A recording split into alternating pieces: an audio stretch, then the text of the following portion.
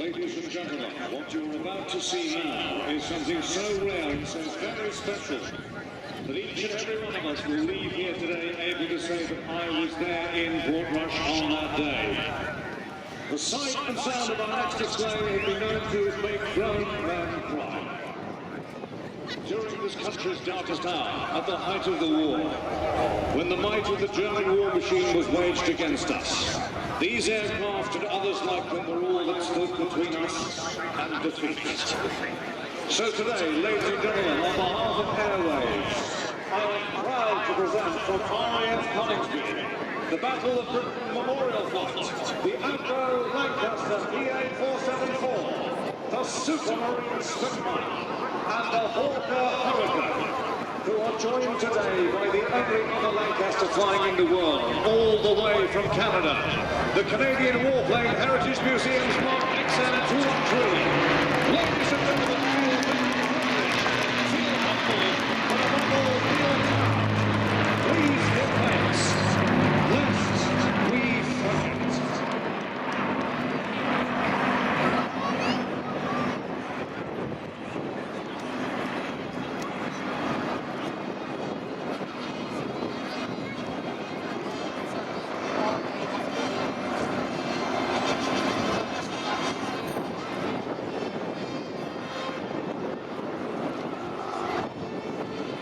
As the two Spitfires, we have two Spitfires today. A little bit later when we come back, definitely the one that's nearest to the land is in fact T311. That is a low-back Spitfire with a double canopy. And I think the other aircraft is possibly 18910. But look ahead out of the bay, ladies and gentlemen. There you've got a moves emotion on this, but you've got 8 Merlin engines in formation, 10 Merlin engines in all. Look ahead of you, ladies and gentlemen, from Mount Hope, Ontario, Vera, the Canadian Warplane Heritage Lancaster, following the Battle of Britain Memorial Flight Lancaster. The Battle of Britain aircraft marked the markings of 6-1 Squadron, 6-7 Squadron Thumper, and the Lancaster Mark 10, built at Malton, Ontario, and flown today by Don Schofield of the Canadian Warplane Heritage. As they come past to you, ladies and gentlemen, let's shut up and just listen to the sound of the Lancasters.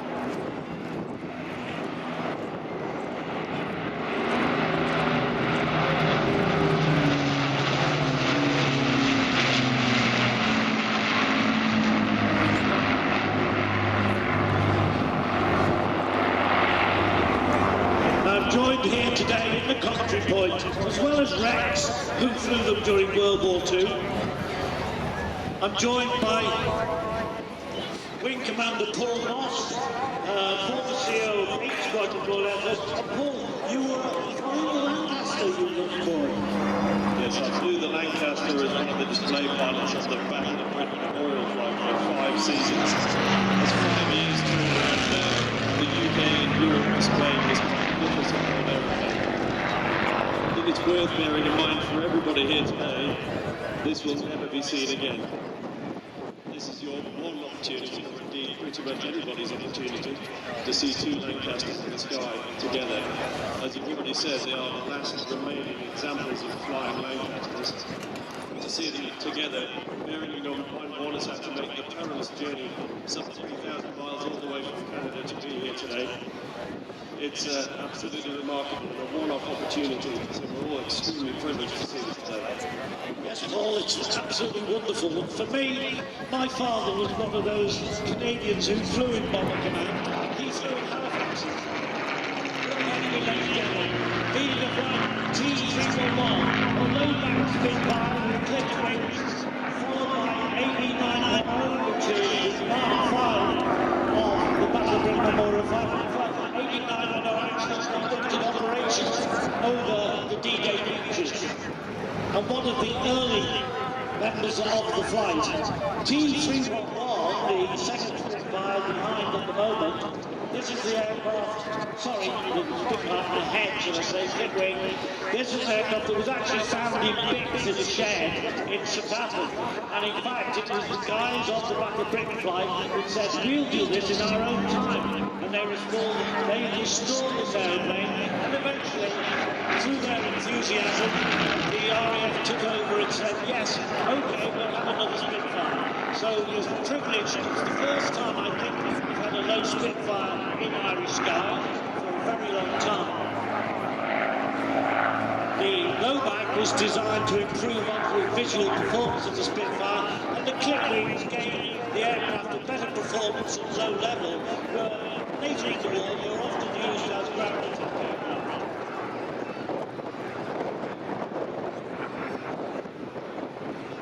You're absolutely right about the contribution that the ground crew make, of course, was so critical to the battle of Britain United, putting that Spitfire together. And indeed, the spirit of the contribution of the ground crew continues today, and is seen in the collaboration between the Battle of Britain ground crew and those of the Canadian Lancaster.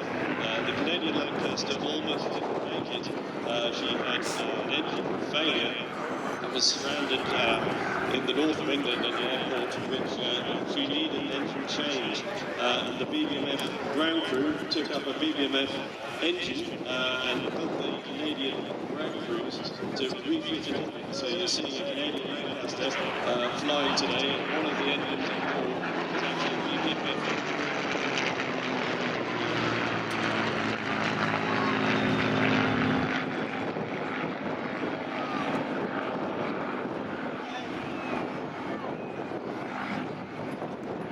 It's very good at this bit, guys. They're taking the crowd walk on the line and holds crowd rear, which is the back relief.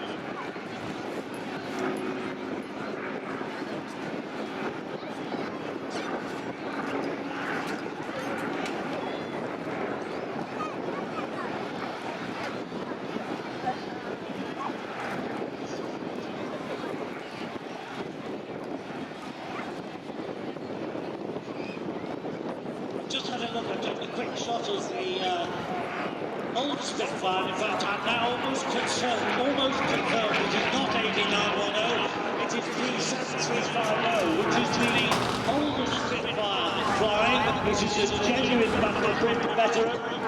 That second airplane in the queue there, ladies and gentlemen, that actually fought at the Battle of Britain and actually had battle damage until recently. I think you've repaired it out now, haven't you, Dave? You can still see the battle damage on the aircraft. Actually, they've been sensible enough to leave the well, of course, it's entirely airready and completely the same. You can still see evidence of the battle damage from the battle.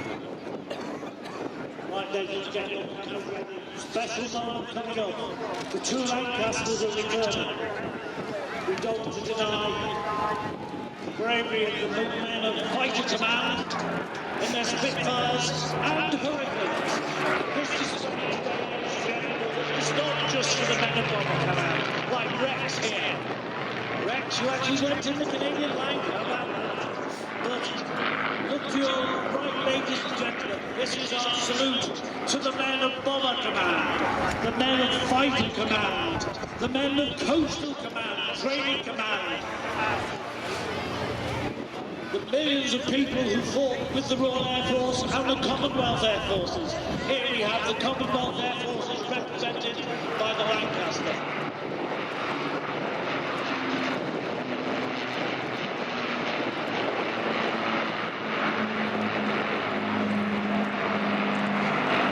The Canadian Lancaster is powered by Packard Merlin and Rolls-Royce engines. Actually, it's a very different sound from the Bullet. You'd have to be a bit experienced to notice that. And you'll see the Canadian one actually has a low turret. It has a Glen Martin turret. Mark 1X was actually built as a request not only by the British government but also by the Canadian government. And the Lancaster tanks served with number 6 RCAF Group Bomber Group in Yorkshire. Now, the Canadians were unique in fact. They were the only country to actually have a funded organisation by their government. 6 Group was funded and paid for by the Canadian government. Initially, they mostly through Halifaxes, but later on in the war, the Lancaster Mark 10, which as you see here today, came into operation. And this aircraft is in tribute to one of the Lancaster aircrew. It's in tribute to Andrew Mynarski, who in spray. And the aircraft was badly hit, it was on fire. And he saw that his friend John Brophy, the rear turret, was actually unable to get out of his turret, so he fought his way through the flames to get to the turret. But he couldn't get there, the doors were jammed. He had to leave his friend. As he walked back to the door, he saluted and bailed out on VRA of 419 Squadron.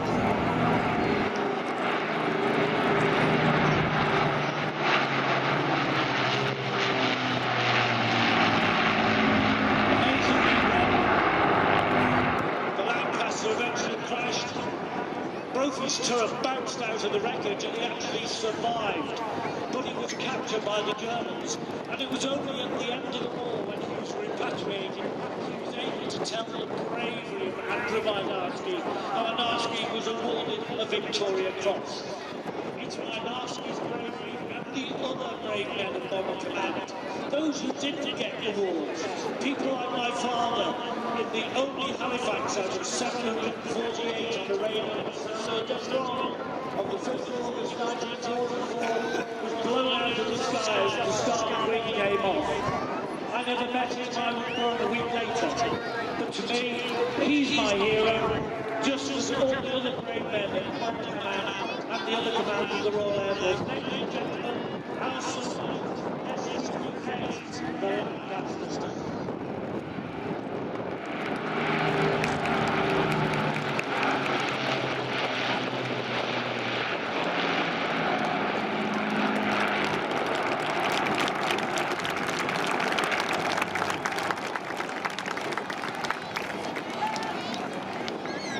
Yes, ladies and gentlemen, this is not tribute, not just to the men of Bomber Command, as I said earlier, to the General, to the men of Fighter Command, Training Command. Training Command was one of the nominations here in Northern Ireland.